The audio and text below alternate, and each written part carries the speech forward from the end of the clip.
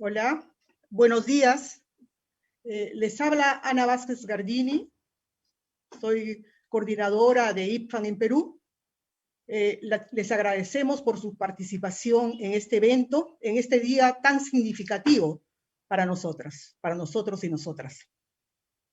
IPFAN es una red internacional de grupos pro alimentación infantil y lanza el 21 de mayo como el Día Mundial de Protección de la Lactancia Materna, celebrando los 40 años de la aprobación del Código Internacional de Comercialización de Sucedáneos de la Leche Materna en la Asamblea Mundial de la Salud el 21 de mayo de 1981. IPFAN, que nace en 1979 como impulsor del código, celebra hoy este logro, que implicó la acción y movilización de la sociedad civil, de organizaciones internacionales, de la comunidad científica y de diversos sectores de la sociedad. El código es pues una herramienta importantísima para la protección del derecho de las madres y sus hijos e hijas a la lactancia materna. Queremos también resaltar, antes de dar la palabra a nuestros invitados, que el Perú adoptó el código en 1982, constituyéndose en un país pionero en contar con una norma de protección de la lactancia materna, norma que el próximo año cumplirá 40 años de existencia. Esta norma fue adoptada en el Perú con el nombre de Reglamento de Alimentación Infantil. En el marco de esta celebración, hemos invitado a Jean-Pierre Alain como conferencista. Él es economista e intérprete de conferencias, miembro fundador de IPFAN y parte del equipo que redactó propuestas del Código Internacional de Comercialización de Sucedáneos de la Leche Materna. Jean-Pierre es asesor del Centro de Documentación sobre el Código de IPFAN y ha asesorado los procesos de elaboración y adopción de leyes nacionales basadas en el código en la gran mayoría de los países de habla hispana. Contaremos también con los comentarios del doctor Alessandro Sacco Valdivia, director de promoción de la salud del Ministerio de Salud del Perú. El Ministerio de Salud preside la Comisión Nacional de Promoción de la Lactancia Materna, que es una instancia multisectorial. Bueno, pasamos a dar la palabra a Jean-Pierre Alain, gran conferencista, ¿no?, quien nos va a hablar sobre la protección de la lactancia, su significado. Gracias, Jean-Pierre, por aceptar nuestra invitación y por estar presente. Te escuchamos. Bueno, muy buenos días. Aquí les hablo desde Penang, en Malasia, donde se encuentra el Centro Internacional de Documentación del Código de IPFAN. Como ya ha dicho, fui asesor de estas cosas y quiero hablarles sobre todo de la protección de la lactancia materna y su significado. Lo digo porque se habla mucho de que el código es promoción de la lactancia materna. Lo es en verdad, pero en primer lugar es la protección de la lactancia materna. Es muy importante tener presente la distinción. Todos los estudios confirman que la lactancia materna o el amamantamiento ha disminuido mucho en los últimos 70 años. Y esto tiene graves consecuencias para la salud de los niños y de todos en general, de la población. Por lo tanto, es necesario proteger la lactancia materna, pero ¿protegerla de qué? ¿Cuál es el peligro? ¿Qué es lo que la amenaza? La amenaza proviene del uso de leches en polvo y productos afines para sustituir la lactancia materna. El amamantamiento, que es el acto de la madre de dar el pecho al bebé, es una práctica que existe desde el comienzo de la humanidad. Es lo que da al bebé no solo alimento, nutrición, sino también amor, seguridad, confianza, desarrollo cognitivo. Y eso no tiene sustituto. El abandono del amamantamiento a partir de los años 1930 más o menos, se debe a varias razones. Por ejemplo, los factores sociales, la migración de familias de las zonas urbanas hacia las zonas urbanas, más madres que trabajan en situaciones en las cuales se les impide o dificulta el amamantamiento, y la aceptación del biberón como un símbolo de estatus social. Las prácticas en los establecimientos de salud, el desaliento del amamantamiento como separación de la madre del bebé desde su nacimiento. La madre queda en un cuarto, en una sala, y el bebé se le lleva a otro lugar. Luego se le trae después de algún tiempo para que dé el pecho. Pero entre tanto no se sabe lo que pasa con el bebé. Y también la sustitución rutinera del pecho por el biberón en los hospitales o los lugares donde se da el nacimiento de los bebés. Y luego está lo más importante, que es la promoción comercial de productos de sustitución, de alimentación artificial de lactantes. Colectivamente eso se llama los sustitutos de leche materna.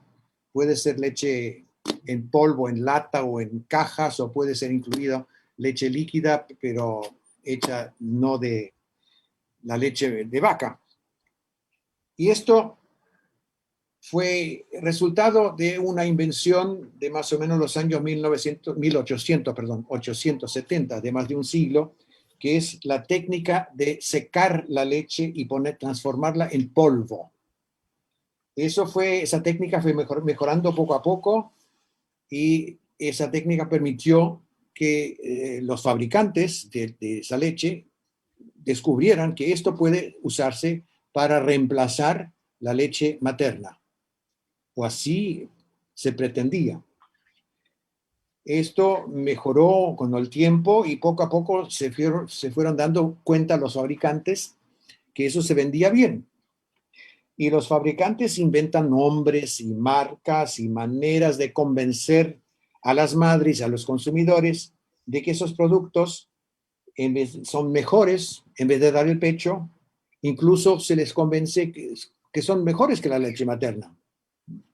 Y la comercialización es un conjunto de acciones y de procedimientos para introducir eficazmente los productos en el sistema de distribución.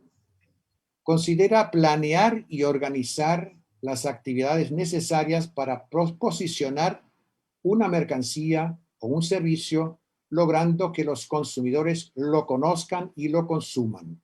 Esto que les acabo de leer es una definición de la comercialización del Ministerio de Economía de México. Hay varias otras definiciones. Es importante comprender que la comercialización es un conjunto de técnicas.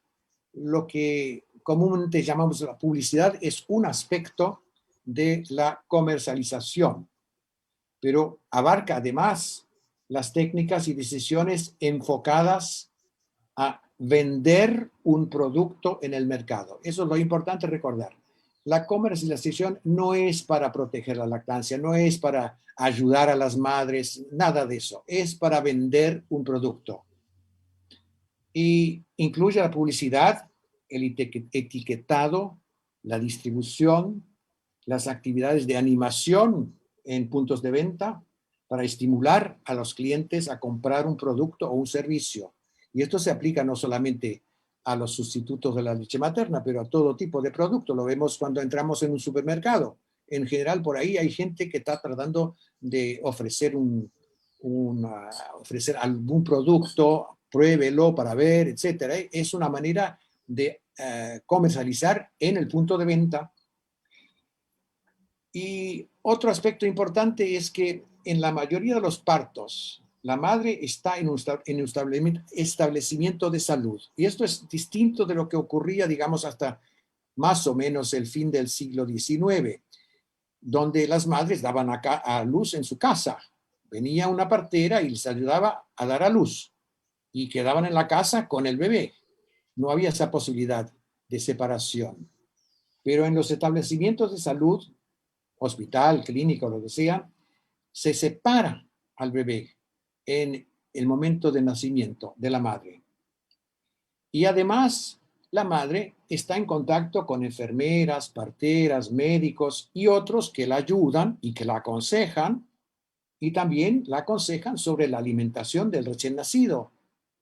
De ahí la importancia del personal de salud en todo el proceso de comercialización. Eso es algo que cuesta entender, pero es la realidad. Todos los que trabajamos en la salud tenemos contacto con proveedores de servicios, no solamente los alimentos artificiales de sustitutos de lactancia materna, pero también los medicamentos y también otros alimentos y artículos, etcétera. Y seguimos automáticamente el consejo de los médicos y de las parteras y de las enfermeras. Es lo normal. Y por lo tanto es importante tener presente la importancia del personal de salud en la protección de la lactancia materna. No solamente en la promoción y el apoyo a la lactancia materna, pero también en la protección.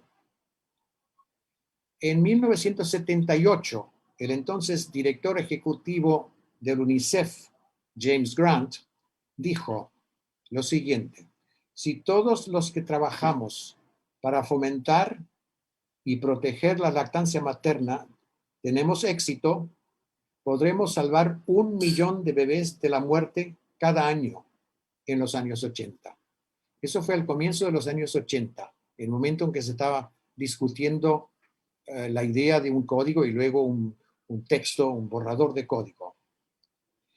Entonces, para eliminar o por lo menos restringir la publicidad, la promoción comercial de sustitutos de la leche materna, todos los gobiernos, todas las empresas y los establecimientos de salud deben adoptar medidas que impiden que las madres y todos los consumidores sean atraídos por esos productos, sean atraídos y convencidos de que hace falta usar un sustituto de la leche materna en vez de amamentar. Es eso lo que ha convencido a tantas madres a abandonar. Vemos que hoy en día, con todos los esfuerzos que se han hecho desde la adopción del código hace 40 años, se ha logrado un aumento de la lactancia materna. Aún no de la lactancia materna exclusiva, pero por lo menos de la lactancia materna. Y eso demuestra justamente que la comercialización es una cosa que afecta la decisión de las madres de cómo amamentar. Antiguamente no había ninguna pregunta, ninguna duda. Nacía un bebé y se ponía el pecho de la madre.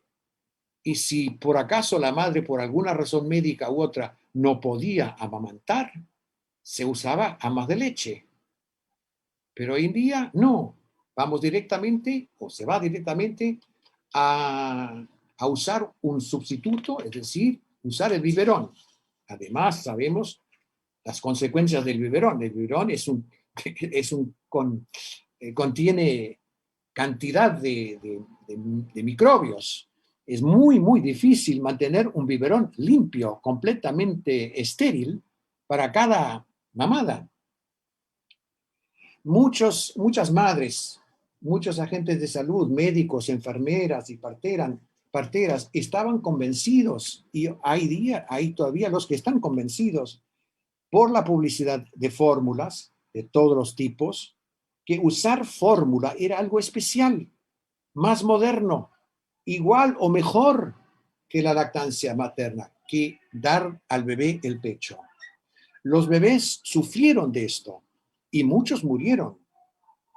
La famosa revista médica The Lancet informó a principios de los años 80 que cada año mueren 800,000 bebés porque no son amamantados. Como vimos, James Grant, el director ejecutivo de UNICEF, usó la cifra de 1 millón. Yo creo que deben ser probablemente más. Tenemos que tener en cuenta que la misma cosa que ahora con el COVID, las muertes de las que se informa en las estadísticas y que son publicadas por los medios de comunicación, son las que están registradas en alguna institución, en un hospital, por ejemplo. Esas son las muertes que se cuentan. Pero hay muchas más por ahí afuera, especialmente en las zonas rurales. Hay madres que regresan del hospital con su biberón y con una lata una caja de leche en polvo, van a su casa, están viviendo alguna parte en el caso, y poco a poco se le va secando la leche y le dan el biberón hasta que se les acaba la leche. Y luego hay que buscar más leche, pero entre tanto está faltando. Y el bebé ya no va a mamar. Ese es el problema. Y todas las madres de ustedes han sido madres lo saben. Es extremadamente difícil volver a poner a mamar a un bebé que se ha desmamado, que se le ha dado el biberón. Bueno, en 1980, 81, no recuerdo exactamente el año, mi esposa y yo, que vivíamos en Ginebra, hicimos un viaje de vacaciones a India y al pasear por una aldea nos encontramos con una mujer y dos niños. Uno parecía tener más o menos 2 años y el otro un año, poco más. Y charlamos con la mujer, que hablaba inglés un poquito, y le preguntamos, ¿qué edad tienen tus hijos? Y apuntando al más alto, ella dice, no, ese no es mi hijo, es el más fuerte, ese no es mi hijo, es el hijo de mi vecina, tiene 1 año. Y el otro le preguntamos, el otro sí, este es mi hijo, tiene 1 año también. Ah, qué sorprendente. Uno tan grande y el otro chiquito. Además nos dimos cuenta que el que era más grande, pues era curioso. Veía a estos extranjeros curiosos por primera vez y se fue a mirar y se acercó un poco para ver qué es eso de la piel blanca ahí, mientras que el otro, todo temeroso, se escondía detrás de la madre. Entonces, le preguntamos a la madre, ¿y qué le das de comer? Y nos dijo, mira, el de mi vecina fue amamantado por la madre le daba el pecho. Al mío yo le doy leche en polvo, sí, pero desgraciadamente es muy cara, no me alcanza la plata para comprar bastante. Por eso a veces no puedo darle, entonces no le puedo dar bastante, pero sigo tratando porque quiero que llegue a tener esa imagen, que llegue a ser tan fuerte y tan robusto como la imagen que está en la lata. Eso nos dijo la madre. Y eso para mí fue un choque, fue una revelación. Nosotros vivíamos en la ciudad y pues el tema de la lactancia materna era algo que no nos había tocado personalmente, no tenemos hijos, pero lo habíamos estudiado y también lo de la comercialización, pero ahora verlo manifestado concretamente, cómo la publicidad afecta la comercialización, afecta la decisión de una madre que es prácticamente ignorante desde el punto de vista de educación formal, porque ha visto la imagen de un bebé rotundo, robusto, blanco en general, de piel blanca y rubio, en una lata, y quiere que su bebé llegue a ser igual que ese, el de la lata, confiando que si le da eso, pues llegará a ser eso. Eso es algo extraordinario. ¿Cómo es posible que la publicidad nos engañe a tal punto que no vemos la realidad? Que esta madre no se daba cuenta que su bebé era más flaquito, más chiquito que el otro, porque no recibía la leche de su madre. Era impresionante eso. Y esto demuestra que la publicidad, es decir, que es parte de la comercialización, que incluye los anuncios por radio, pero también los diarios, las revistas, los afiches, las etiquetas, todo eso es algo que impresiona tanto a los consumidores y eso es algo que tenemos, es desde eso que tenemos que proteger la lactancia materna, de ese ataque de la comercialización. Siempre me impresionó, esto es una imagen, no sé si la ven, viene de África y es un bebé junto a una lata. Hoy día ya no se ve más eso, pero sí, eso... Lactancia. Sí, sí. Y es lactogen, no sé si lo tienen ahí en Perú. Pero es el Lactogen y dice abajo, es una publicidad antigua, pero dice abajo, the very best milk for your baby. La mejor leche para su bebé. Y tiene un lindo bebé, robusto y rotundo, y eso convence a la madre. Esto es un afiche que publicamos y también se lo quiero mostrar porque es muy significativo. Lo conocen este afiche de la madre que extiende el bebé desnutrido o muerto y tiene 2 latas en los pechos. Y tiene la declaración de Stephen Lewis, otro director ejecutivo del UNICEF, de 1999, es decir, casi 20 años después de la adopción. Sí. Y dice, los que hablan o hacen afirmaciones sobre la fórmula infantil que intencionalmente socavan la confianza de la madre en amamentar, deben ser considerados no como empresarios muy, ¿cómo decir?, muy inteligentes, sino que están haciendo lo que deben hacer, sino que deben ser considerados como los peores violadores del derecho humano, el derecho a amamantar. Eso es lo que dijo ese director ejecutivo. Hoy en día sé que los grupos IPFAN hablamos mucho de lactancia materna ser no solamente lo esencial, pero un derecho humano. Es difícil para una madre entender qué significa eso de un derecho humano, pero sí un dibujo, una imagen, eso lo entiende. Por eso tenemos que luchar contra la comercialización. Por eso digo, el significado de la comercialización es que nos convence de cosas que no son verdades, que son engaños, que son mentiras. Entonces, fue esto lo que nos llevó a muchos,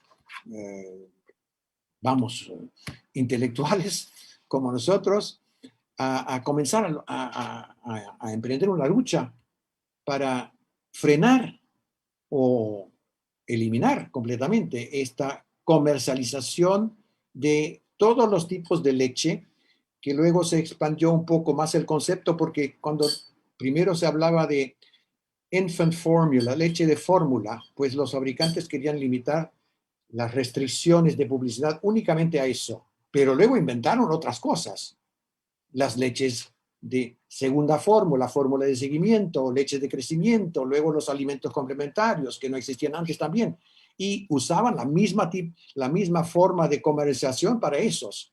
Entonces se amplió el concepto para hablar, gracias a Dios, que la OMS y el UNICEF en esa época se dieron cuenta y en vez de usar una terminología comercial que era fórmula infantil, usaron una terminología genérica que es sustituto de la leche materna, es decir, todo tipo de alimento que se sustituye a la leche materna.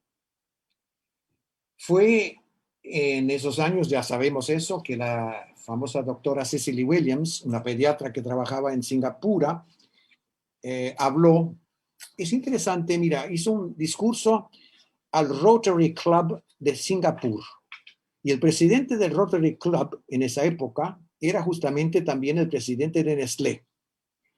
Y ella, de su experiencia en las salas de pediatría del hospital de Singapur, les habló de lo que era el crimen de dar leche en polvo, de convencer a las madres de dar leche en polvo a los niños, porque todos los días venían madres con niños desnutridos, casi muertos, a ver si podían salvarlos en el hospital, porque les habían dado el biberón. Eso es un crimen. Y eso es lo que tenemos que frenar, que impedir. Y eso es el resultado de la comercialización. Dijo ella justamente, es un dicho que hemos publicado varias veces en publicaciones de IPFAN, y es que dijo que esas muertes deben ser consideradas asesinatos y los responsables deben ser castigados.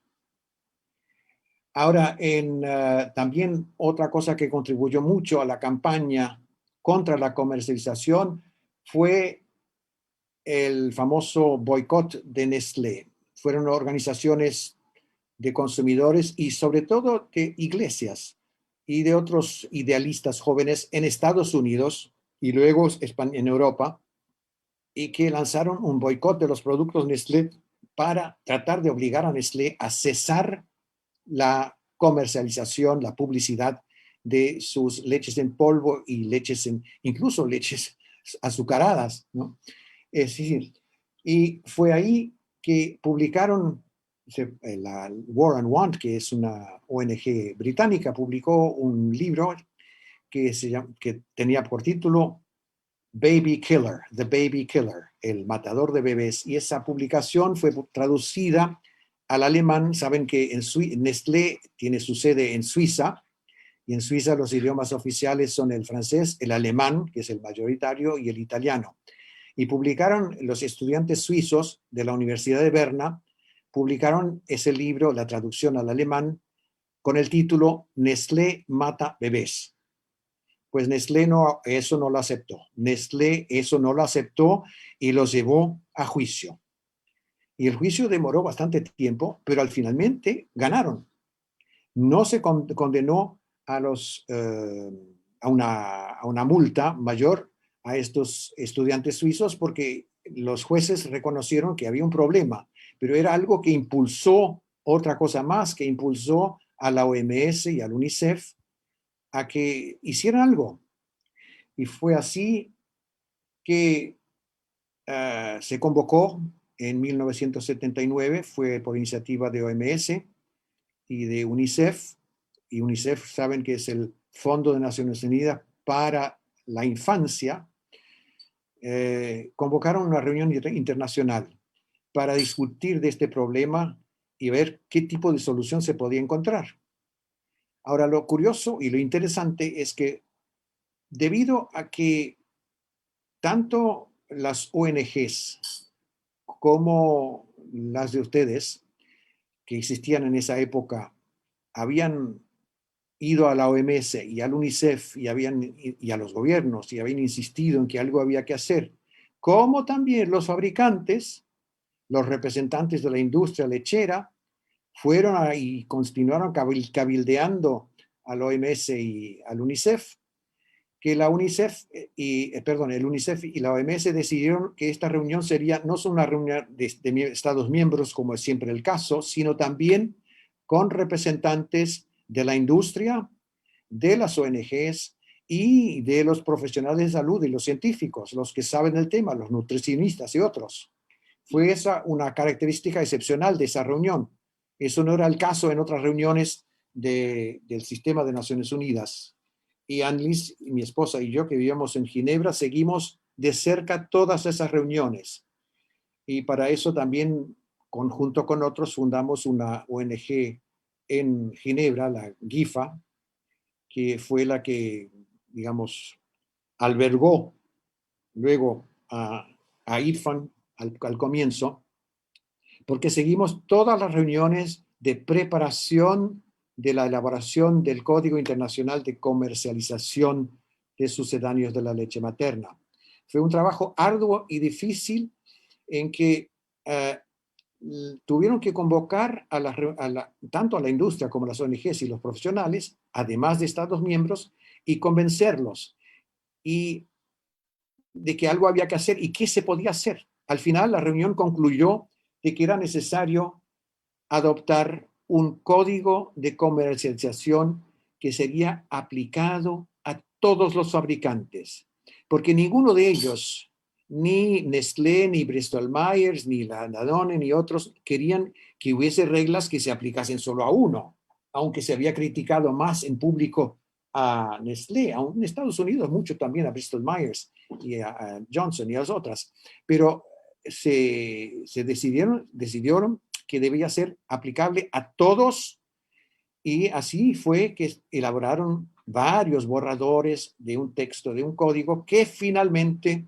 fue presentado a la Asamblea Mundial de la Salud. Saben que la Asamblea Mundial de la Salud es el órgano supremo, está compuesto por Estados miembros y las decisiones cuentan como decisiones obligatorias. son obligatorias para los Estados miembros, pero no surten efecto jurídico en un país, sino cuando pasan a ser integrados a la ley o a la reglamentación de un país. Es importante saberlo porque nosotros a menudo decimos que tal y tal no está cumpliendo con el código.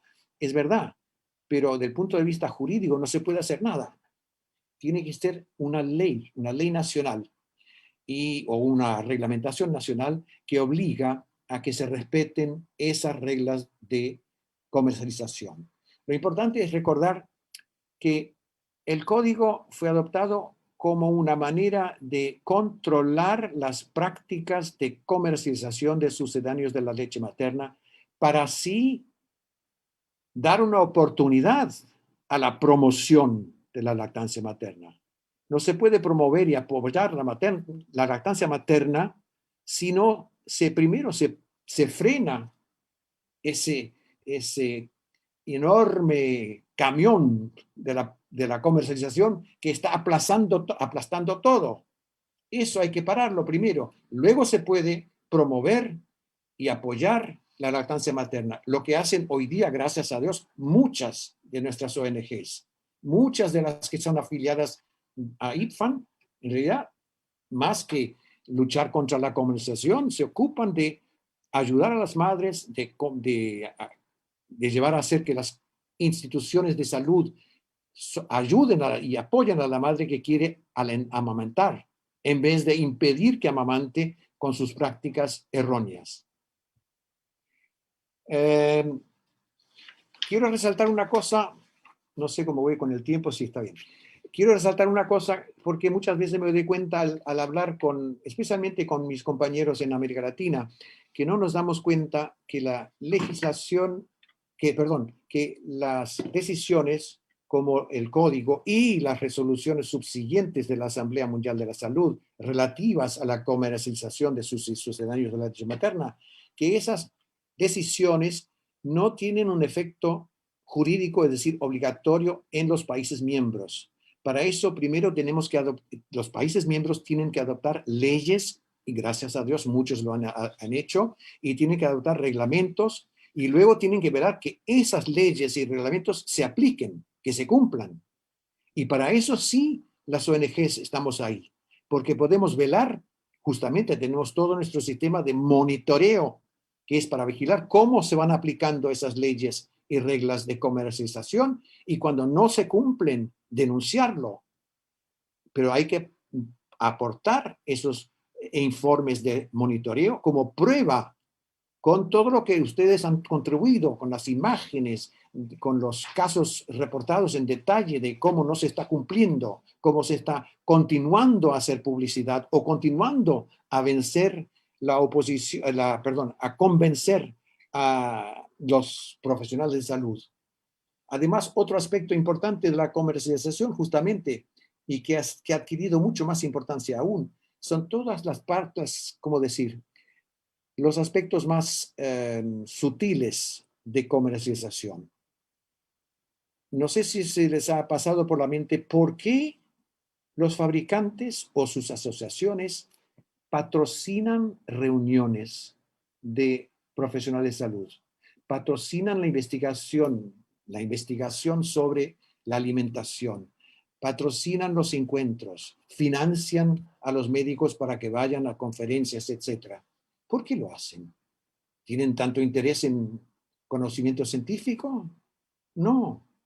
Lo hacen para crear buena voluntad, para crear en la mente de nuestros profesionales de salud una actitud de benevolencia hacia los fabricantes y así perdonarles si por acaso presentan productos o hacen una promoción de productos que no está bien y sobre todo para distribuir las muestras que les dan los fabricantes. ¿Por qué? Mira, el otro día vi una película antigua en que una enfermera distribuía, creo que era en Camboya, distribuía latas de leche, no, paquetes de leche. Y alguien le preguntó, ¿y de dónde viene esa leche? Ah, nos la dan los fabricantes. Todos los meses pasan acá y me dan una caja para distribuir. y tengo que deshacerme de esas cajas, tengo que distribuirlas. Pero no se daba cuenta que al distribuir esas muestras a las madres, estaba socavando la lactancia materna, estaba arruinando la vida de los lactantes. Es algo impresionante.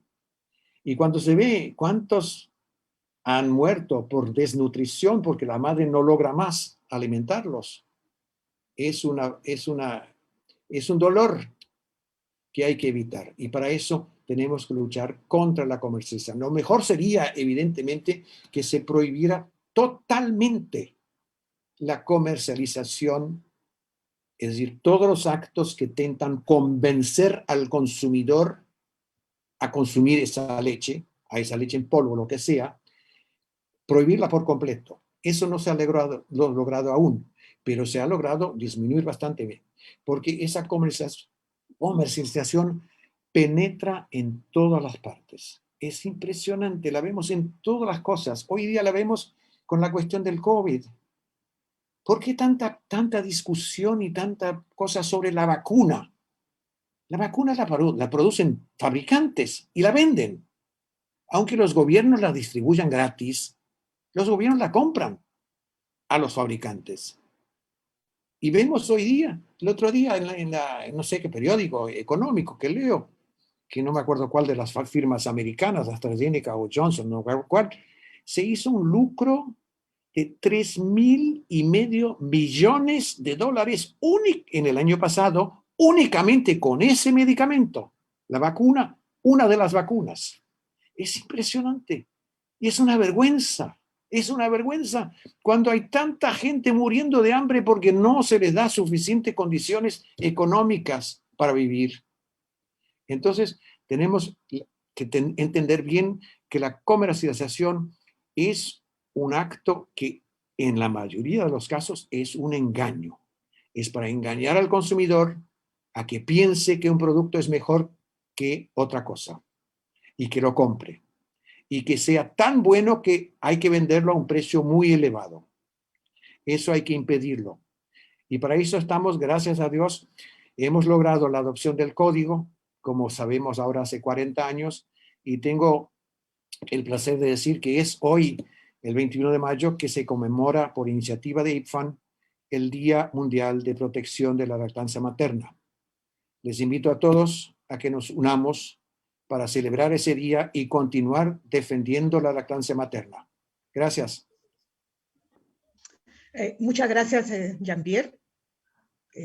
Interesantes reflexiones, análisis, información de cómo ha sido todo este proceso desarrollado para enfrentar un gran problema que afectaba la salud, la vida de los niños y las niñas lactantes. Invitamos ahora al doctor Alessandro Sacco Valdivia, director de promoción de la salud del Ministerio de Salud del Perú, que, como les señalé, el Ministerio de Salud preside la Comisión Nacional de Promoción de Lactancia Materna, que es una instancia que involucra a diferentes sectores, ¿no? Incluida a la sociedad civil. Bueno, invitamos al doctor Alessandro Sacco, que en este momento está desde el Ministerio de Salud participando en este evento. Doctor. ¿Cómo están? Muy buenos días, Ana, gracias por la invitación. Jean-Pierre, un gusto conocerlo, y a INFAN por esta convocatoria tan importante del día de hoy. Quiero transmitirles el saludo del Ministerio de Salud y nuestro Ministro de Salud, el doctor Oscar Ugarte, y nuestro Viceministerio de Salud Pública, que han delegado en mí esta responsabilidad tan importante de poder estar presente en esta conmemoración de los 40 años de un hecho tan importante para la salud pública del mundo, ¿no? Porque si hablamos de lactancia, si hablamos de niños, si hablamos de nutrición, definitivamente estamos en un esquema de discusión que atraviesa transversalmente a todas las personas del mundo, porque todos provenimos de un acto natural, y creo que ese es un punto clave que mencionaba Jean-Pierre, ¿no? O sea, el COVID y esta pandemia creo que si no nos hace reflexionar sobre el sentido de lo que realmente garantiza que tengamos un enfoque de salud integral y que si bien las tecnologías pueden contribuir, qué duda cabe, a determinadas situaciones para enfrentar enfermedades o mejorar las condiciones de vida, pero estas también tienen un límite que debe ser ponderado y medido por la responsabilidad pública a través de los sistemas de salud y a través de las organizaciones internacionales que velan por estos derechos, ¿no?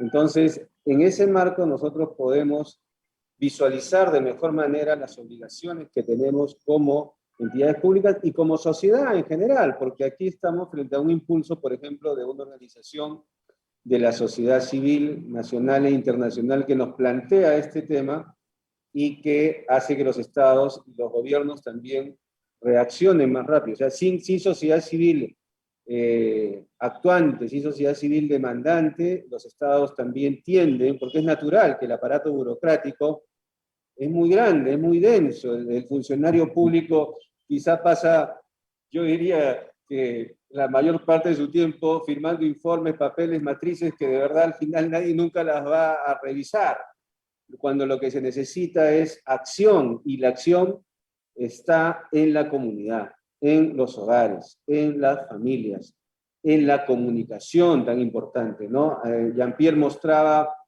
esos afiches, ¿no? Del niño al costado de la lata de África de hace 40 años, pero Jean-Pierre, te comento que aquí siguen habiendo, y en la televisión todas las noches, cosas como esa y quizás peores, porque aquí en nuestro país, creo, y eso es una autocrítica, creo que nos corresponde hacer, tenemos una tarea pendiente para seguir regulando la publicidad engañosa que se nos presenta día a día. Si tú ves la televisión, la mayor cantidad de publicidad está justamente sobre medicamentos y sobre los sucedáneos de la leche, ¿no?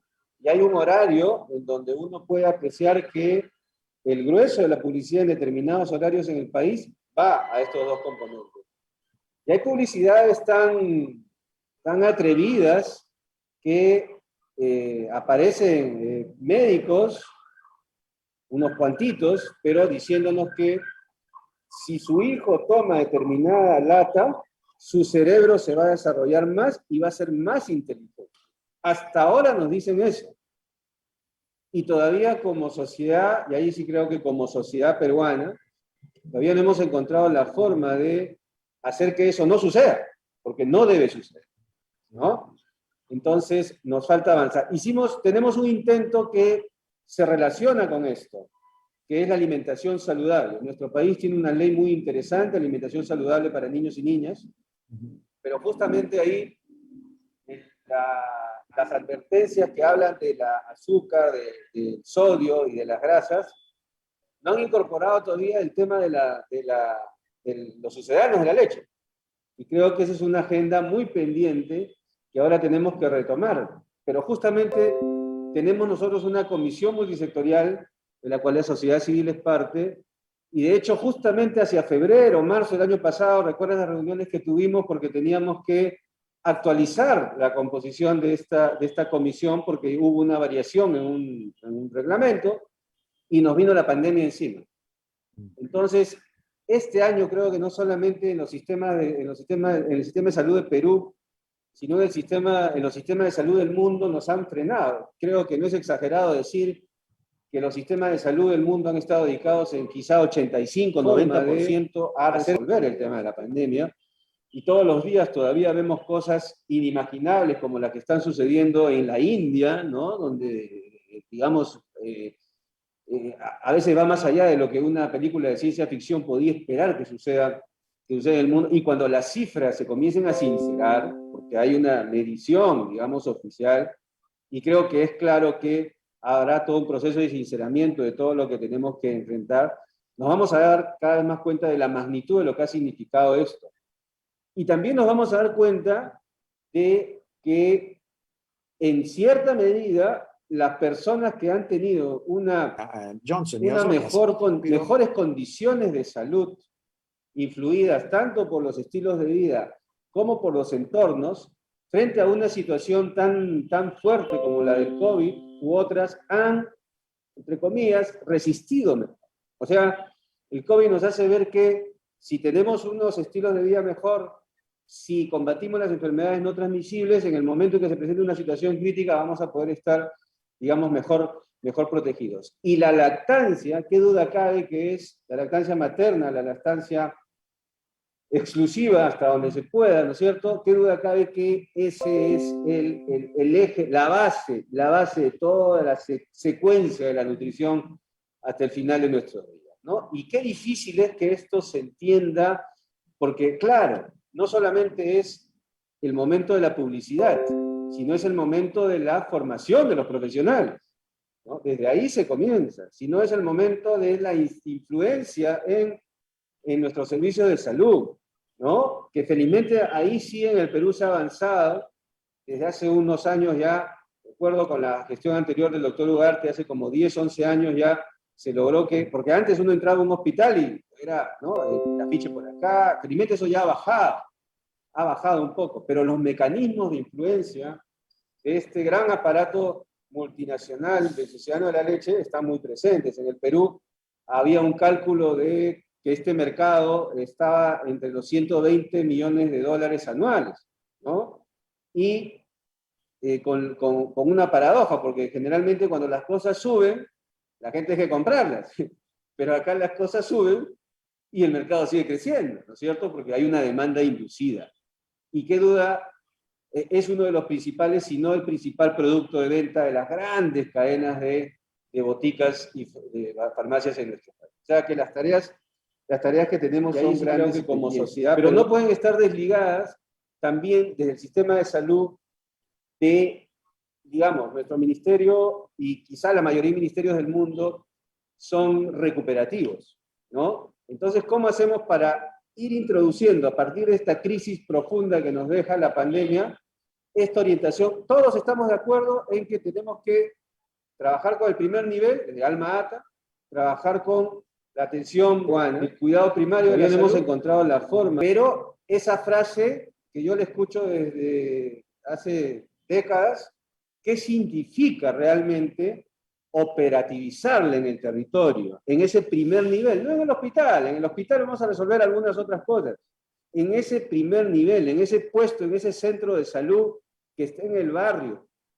No sé cómo será allá en Malasia, Jean-Pierre, pero me imagino que debe ser, algunas similitudes deben haber con países como los sudamericanos, ¿no? Porque las cuestiones económicas deben estar por ahí, digamos, ¿no? Ahora nos contarás de repente un poquito más. Pero ¿cómo hacemos para que esos establecimientos que están, por ejemplo, nosotros en el Perú somos 34 millones de habitantes, ¿no?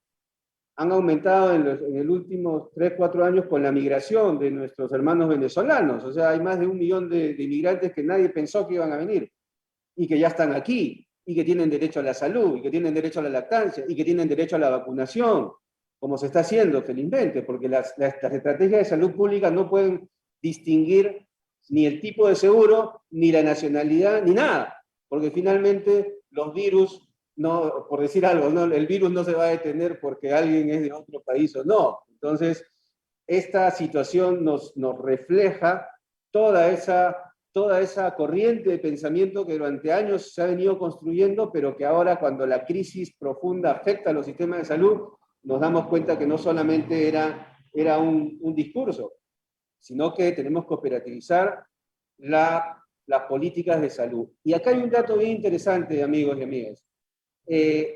Hace unos meses, en agosto del 2020, algo que ha pasado desapercibido en el Perú. Nosotros tenemos un esquema de diseño de políticas públicas que lo ordena el CEPLAN, el Centro Nacional de Planeamiento Estratégico. Y esto es bueno porque ha ordenado, hay una metodología, hay indicadores, hay un proceso que, para aprobarse una política pública, tiene que tener determinados requisitos y determinados objetivos e indicadores de cumplimiento. Entonces, se han aprobado varias, pero la única política multisectorial que se ha aprobado es la política multisectorial de salud. Perú, país saludable al año 2030. Y está vigente. Y ha pasado un poco desapercibido ello. Y lo más interesante de todo es que es una política de salud que tiene 3 objetivos. Uno es la mejora de los servicios. Qué duda cabe, nuestros servicios tienen que mejorar, el financiamiento, el aseguramiento y todo lo demás. Pero los otros 2 objetivos prioritarios de los 3 de esta política son los estilos de vida y el abordaje de los entornos. Entonces ya tenemos un instrumento legal al más alto nivel, un decreto supremo, en el cual los compromisos no son solo del Ministerio de Salud, sino que al ser multisectorial obliga ¿a quién? Al Ministerio de Educación. ¿Qué lugar más grande y más importante para construir salud que las escuelas? No lo hay. Es en las escuelas donde tenemos que construir salud, que obliga a otros ministerios como el Ministerio de Desarrollo e Inclusión Social, que tiene los grandes programas sociales de alimentación, por ejemplo, de Caliwarma, que alimenta a más de 4 millones de niños todos los días en el país, ¿no? Y al Ministerio de Transporte, al Ministerio de Vivienda, al Ministerio de Agricultura. Entonces, en este momento estamos con un instrumento legal que los ministerios tienen que adoptar en sus planes operativos institucionales y en sus planes multianuales también. Ese momento es clave porque ahí también está reflejado el tema de la alimentación y la lactancia, y una vez que pase todo este sacudón, digamos, vamos a tener que sentarnos nuevamente para ver cómo nos reorganizamos y vamos Estado, sociedad civil y sociedad empresarial también, que tiene que tener un rol, pero entendiendo que el objetivo es construir mejores condiciones de vida. Nadie le niega a las industrias, a las empresas que tengan el derecho a investigar, producir y ganar, pero todo tiene un límite, todo tiene un límite, y el límite es justamente garantizar que la gente acceda a sus derechos. Entonces, esa es la situación en la que estamos ahora, y creo que la reflexión que hace Jean-Pierre creo que me motivó a un poco ir más allá del tema técnico, del tema, digamos, ¿no? De lo que, digamos, podía contener un PowerPoint, etcétera, porque sí da para una reflexión mucho más grande, ¿no? Y qué importante la lactancia, que no solamente es la lactancia, sino que está ligado, por ejemplo, al tema de la anemia. Aquí nosotros en el Perú tenemos unos índices de anemia, 44-45% de los chicos menores de 3 años tienen anemia en el Perú. Comenzamos a bajarlo, pero nos cayó también y lo comenzamos a bajar con una intervención comunitaria de más de 20.000 promotores de salud que fueron a las casas hicieron más de 2 millones de visitas comunitarias en el año 2019. Una iniciativa multisectorial con el Ministerio de Economía, con los municipios, y comenzó a bajar la tendencia. Pero bueno, ahora veremos si eso se ha mantenido, es posible que se haya revertido. Pero lo que quiero decir es que tenemos que ver la anemia también no solo como la entrega del hierro, un componente, sino tenemos que ver lo que está alrededor. Y alrededor está la cesárea, que llega casi al 50% en algunas zonas de Lima, y en clínicas privadas puede llegar al 90, 95. O sea, ¿qué pasó? ¿Las mujeres que están en un seguro privado son distintas a las que están en un seguro público? No, ¿no? O sea, también hay un tema de inducción. A la lactancia, ¿no? Porque hay una gran influencia en nuestros servicios también para la inducción hacia estas situaciones. Entonces ese es el momento, pero a pesar de lo complejo del asunto, creo que hay una fuerza natural en las demandas, en el reconocimiento de que una política de salud tiene que ir más allá de los servicios y ser recuperativa solamente, y que la coyuntura del COVID nos hace ver eso, y en relación al sistema de salud, pero creo un poquito más allá, ¿no? También a todo el equilibrio natural que debemos tener. En fin, ahí nos podríamos abrir mucho más, pero sí creo que es un llamado de atención para entender que estamos frente a un problema que afecta no solo a países, a ciudades, sino es un problema mundial, ¿no? Y que tenemos que quizá, a veces se ha pensado que siempre todo es avance tecnológico, pero quizá tenemos que retroceder un poco, ¿no? Para encontrar el sentido de un parto natural, un parto humanizado, ¿no es cierto? El pecho, la sensación esta de la mamá con el hijo. Y me voy a permitir acá una licencia.